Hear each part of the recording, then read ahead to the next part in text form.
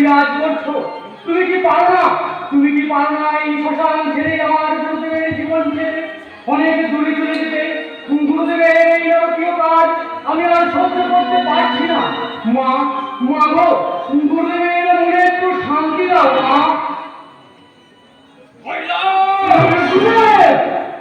আমার কোন কাজ তোমার সহ্য হয়ে গেছে? তুমি তুমি মায়ের কাছে প্রার্থনা জানাচ্ছ।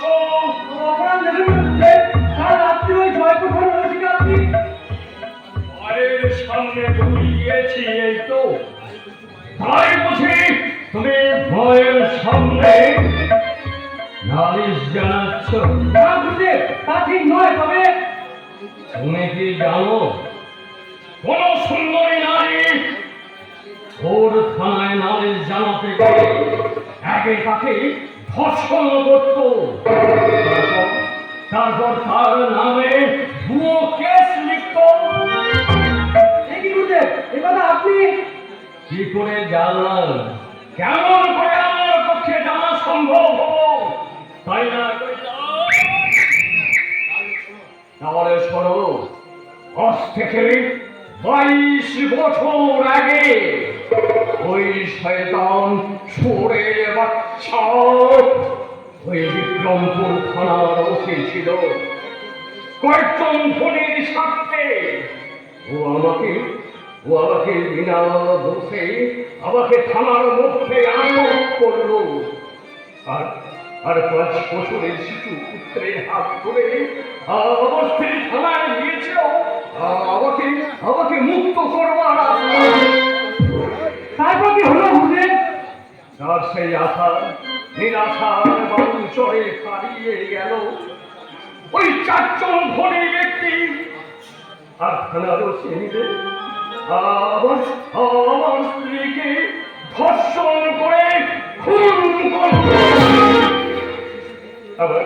আবার শিশু পুত্রকে মাটির মধ্যে ফেলে ফুটবল খেললো। আর লোহার গারদের মধ্যে এই দৃশ্য দেখে মাথা ঢুকে রক্তাক্ত শরীরে অজ্ঞান হয়ে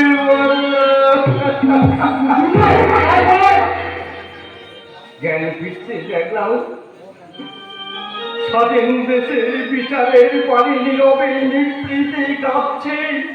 আমার মতো মানুষ বেঁচে থাকার স্বাধীনতা ওদের নিলাম বাজারে বিক্রি হয়ে যাচ্ছে। সব থেকে বড় আঘাত পেলাম এই আদালতের বিচারে, নিয়তির নিক্তির ধারা বিচারে। আমার শাস্তি হলো যাবজ্জীবন কারাদণ্ড। সে কি বুঝলেন? ঘুষখোর লোকেরা আর আপনি হয়ে গেলেন অপরাধী। কৈলাস এদের নামে শুধু স্বাধীন। হাসিম শেখ রানা পরিবর্তনের অবস্থার কোনো পরিবর্তন হয়নি। এক শ্রেণীর মানুষ কোটি কোটি টাকার বিনিময়ে চলছে দেশের আইন প্রশাসন। আর ওই টাকাতে নিলাম হচ্ছে সাধারণ গরিব মানুষদের বেঁচে থাকার স্বাধীনতা। চলবে বুঝলেন? না, কোনো পরিবর্তন হবে না। এর পরিবর্তন হবে, নিশ্চয়ই হবে। আর সেই পরিবর্তনের জন্য আমি শুরু করেছি ধ্বংসযজ্ঞ।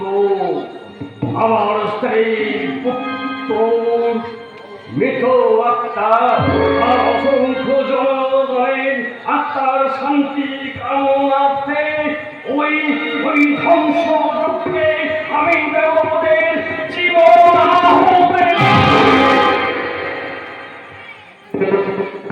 খেলার মাটিতে মাগো জন্ম এই বাংলার মাটিতে মাগো জন্ম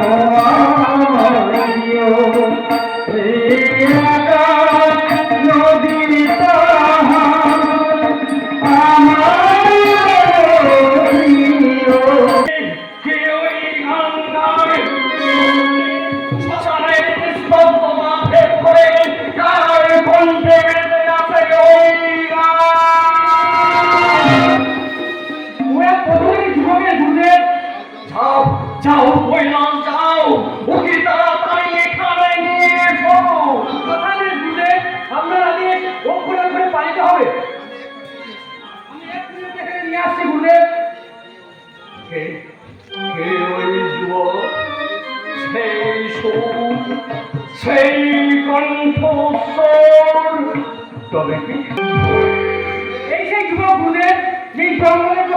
বাইকে রাইতে যাচ্ছিল। ঠিক আছে, আমি আমি ওর সঙ্গে কথা বলছি। তুমি তুমি বাইরে থেকে লক্ষ্য রেখো, আমাদের এই কথোপকথনের মাঝে যাও তৃতীয় কোনো ব্যক্তি কথা সৃষ্টি করতে না পারে। যথাযথ গুরুদেব, আপনার আগে লক্ষ্য করে পালিতে হবে। বলো বলছো, এই তুমি কি নাম তোমার? সারা অঙ্গে সূর্যের নিত্য তেজ নিয়ে এই জিজ্ঞাসা সভ্যতাকে রুদ্র। রুদ্র, এই গান তুমি কোথায় কার কাছে শিখলে? সে করে দিন আপনার লাভ।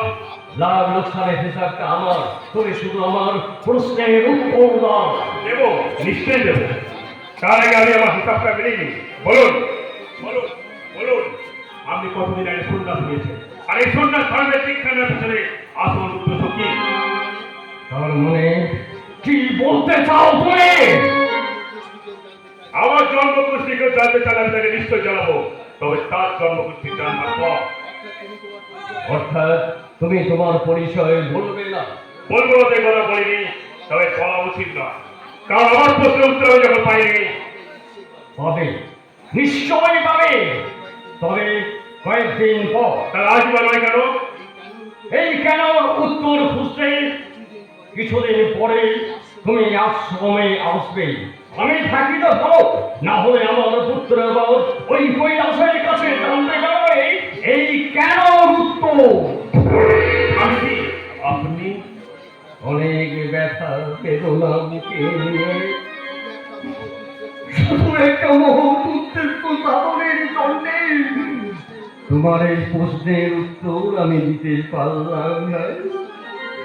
ভবিষ্যতে যদি তোমার সঙ্গে কোনোদিন দেখা হয়। গুরুদেব, গুরুদেব, এই মেয়েটি আশ্রমের চারপাশে সন্দেহজনকভাবে ঘোরাঘুরি করছিল। একে আপনি আপনি এখানে কেন? ওই একই প্রশ্ন তো আমিও তোমাকে করতে পারি রুদ্র। এই জঙ্গলে তুমি তার মানে তোমরা একে অপরকে চেনো, তোমরা যে কোনো সন্দেহজনক নয়, তাহলে সেটা আমার বুঝতে কোনো অসুবিধা হচ্ছে না। তবে হ্যাঁ, এটা মায়ের পবিত্র মন্দির, এখানে যেন কেউ মিথ্যে কথা বলবে না। শুধু এখানে নয়, যে কোনো জায়গায় মিথ্যা বলাটা আমার স্বভাব বিরোধী। প্রয়োজনে আমি অনেক মিথ্যে কথা বলি, কিন্তু এখানে আমি একটাও মিথ্যে কথা বলবো না। তাহলে আমার একটা প্রশ্নের উত্তর দাও তোমার। বলুন। তুমি রুদ্রকে ভালোবাসো? আপনি আমার বাবার মতো, তাই আপনার সামনে আর এই মায়ের মন্দিরে দাঁড়িয়ে আমি মিথ্যে কথা বলবো না। হ্যাঁ, ও ওকে আমি কিন্তু কিন্তু আমি আপনাকে ভালোবাসি না, আর আমি কোনোদিনও বাঁচতে পারবো না। রুদ্র, কিন্তু কেন কেন রুদ্র? আমি কি তোমার এতই অযোগ্য? যোগ্যতার প্রশ্ন অবান্তর। আমরা চলার পথের সঙ্গে আমার চলার পথে কোনো মিল নেই, তাই কোনোদিনও সম্ভব নয়। বেশ, এটা তোমরাও নিজেরাই ঠিক করে নাও। আমার এখন কাল বিলম্ব করার কোনো উপায় নেই। আমার এখন অনেক কাজ। যাওয়ার সময় আমি তোমাদের আশীর্বাদ করছি। আবার আমার মা করুণা ওই যেন তোমাদের শুভ বুদ্ধি দেন, তোমাদের তোমাদের মনস্কামনা পূর্ণ করেন। জয় জয়